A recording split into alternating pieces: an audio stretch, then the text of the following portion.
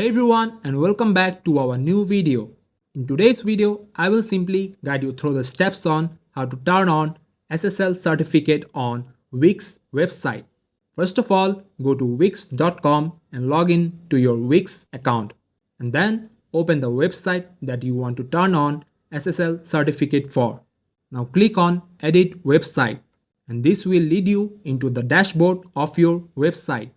As of now, I haven't set up my website properly. But if you have, in the top right corner, you will see the Manage Website option. And in order to turn on the SSL certificate, click on the Manage My Site option. So, after going into the Management Site option, you will see this menu. Now, click on the Domain option in the left side and then scroll down a bit. You will see the SSL certificate option. Now, here you will see the SSL certificate. Just click the Turn on SSL certificate option.